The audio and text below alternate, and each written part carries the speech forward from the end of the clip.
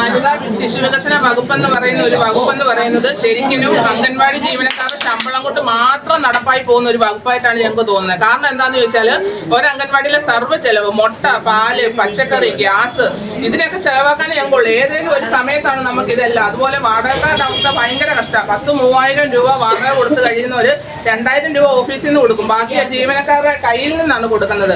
അതുപോലെ മുട്ട, പാല് ഒക്കെ നമുക്ക് ഒരു കാരണവശാലും ഒരു മാസത്തിൽ കൂടുതൽ അവർ അവധി തരത്തില്ല. ഒരു കടക്കാരും നമുക്ക് അത് ആ സാധനത്തിന്റെ പൈസ വരെ നമ്മൾ കൊടുക്കുന്നുണ്ട്. അതുപോലെ ഇപ്പം ഞങ്ങൾക്ക് പാൽ വിതരണത്തിൽ ഒരു പ്രശ്നം വന്നത്, ഇപ്പം നമുക്ക് 12 കുട്ടികളൊരു അംഗൻവാടി ആണെങ്കിൽ 12 കുട്ടികൾക്ക് 3 കവർ പാല് മേടിക്കണം, 1.5 ലിറ്റർ പാല്. ആ 1.5 ലിറ്റർ പാല് നമ്മൾ മേടിച്ചുകൊണ്ട് അംഗൻവാടി ചെല്ലുമ്പോഴായിരിക്കും 10 കുട്ടികളെ വന്നോളെന്ന് അറിയുന്നത്.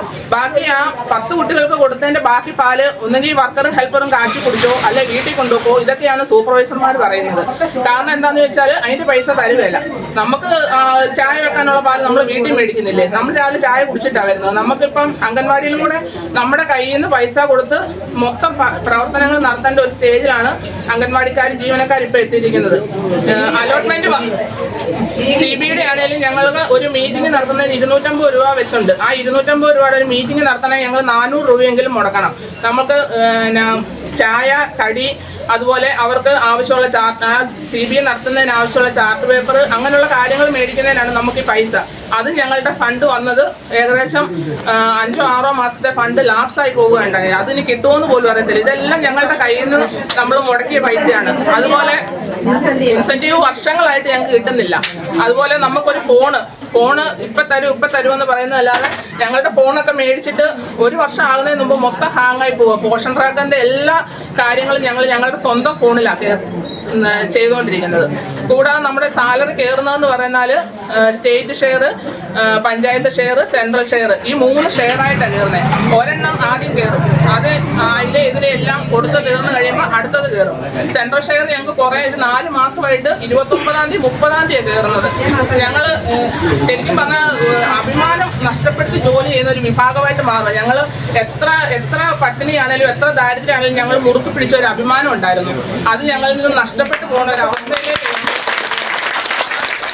നമുക്ക് 10 പൈസയുടെ ബുദ്ധിമുട്ടുണ്ടെങ്കിൽ വായ്പ തരാൻ ഒരുപാട് ആൾക്കാരുണ്ടായിരിക്കും. ഇപ്പം എന്റെയൊക്കെ ഒരു ബുദ്ധിമുട്ട് പറഞ്ഞപ്പോൾ ഇവിടുന്ന് ആനിമേറ്റീസ് വിളിച്ചു, ടീച്ചറെ പൈസ വേണോ, കൊച്ചിന് അയച്ചു കൊടുക്കാൻ വേണോ? പക്ഷെ നമുക്കൊരു അഭിമാനം ഉണ്ടല്ലോ, നമുക്ക് ജോലി ചെയ്ത് കിട്ടുന്ന പൈസയും കൊണ്ട് നമ്മൾ ചെലവ് നടത്തി ജീവിച്ചവരാ.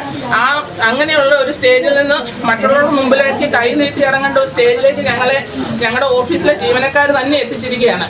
അതിന്റെ ഉത്തരവാദിത്തം ശരിക്കും പറഞ്ഞാൽ ഈ ഓഫീസിലുള്ള സ്റ്റാഫിന് തന്നെയാണ്. കാരണം എന്താ വെച്ചാൽ അലോട്ട്മെന്റ് വന്ന് ഒരു ആത്മാർത്ഥത ഉണ്ടെങ്കിൽ ആ പണി ചെയ്ത് ഞങ്ങൾക്കുള്ള ശമ്പളം എഴുതാതെ ഓരോ ഓഫീസർമാർ, ഞങ്ങൾക്ക് നേരത്തെ ഇവിടെ നല്ല ഓഫീസർമാരുണ്ടായിരുന്നു. രാത്രി 5 മണി കഴിഞ്ഞിട്ടും ഇവിടെ ഇരുന്ന് ഞങ്ങളുടെ ശമ്പളം എഴുതി ഞങ്ങൾക്ക് പിറ്റേ ദിവസം അക്കൗണ്ടിൽ ഇട്ട് തന്നിട്ടുള്ള ഓഫീസർമാർ ഞങ്ങൾക്ക് ഉണ്ടായിരുന്നു. ഞങ്ങൾ പ്രതികരിക്കും തോറും ഞങ്ങളോട് വൈരാഗ്യപൂർവ്വം പെരുമാറുന്ന ഒരു സ്ഥിതിയാണ് ഇപ്പൊ കണ്ടുവരുന്നത്. ഒരു മെമ്പറെ കൊണ്ട് വിളിപ്പിച്ചു കഴിഞ്ഞാൽ അവരോട് ഇന്ന് തന്നെ കയറുമെന്ന് പറയും. പക്ഷെ വീണ്ടും 2 ദിവസം കഴിഞ്ഞിട്ടും ഞങ്ങളുടെ അക്കൗണ്ടിൽ പൈസ വരുന്നില്ല.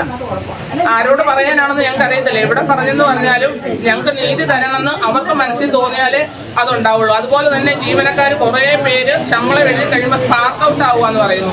ഈ സ്പാർക്ക് ഔട്ട് ആകുന്നവർക്ക് പിന്നെ ആ മാസം മിക്കവാറും ശമ്പളം കയറാറില്ല. അവരുടെ ജീവിതം അതിലും വഴിമുട്ടും. ഈ പ്രാവശ്യം തന്നെ ഒരു 10-30 പേരുടെ ലിസ്റ്റ് എഴുതിയിട്ടുണ്ട് സ്പാർക്ക് ഔട്ട് ആണെന്നും പറഞ്ഞു. ഇതൊക്കെ എങ്ങനെ വരുന്നു എന്ന് പോലും ഞങ്ങൾക്ക് മനസ്സിലാവുന്നില്ല. അതൊന്നും അതിന്റെ കാരണങ്ങൾ ബോധിപ്പിക്കാൻ പോലും ഉദ്യോഗസ്ഥരെ ഞങ്ങളെ ഒന്ന് ബോധിപ്പിക്കാൻ പോലും തയ്യാറാവുന്നുമില്ല. അതുകൊണ്ട് ഞങ്ങൾ എന്നായാലും ശക്തമായ സമര നടപടികളിലൂടെ മുമ്പോട്ട് പോകാനാണ് തീരുമാനിച്ചിരിക്കുന്നത്. ഇനി ഓണം വരുവാണ്.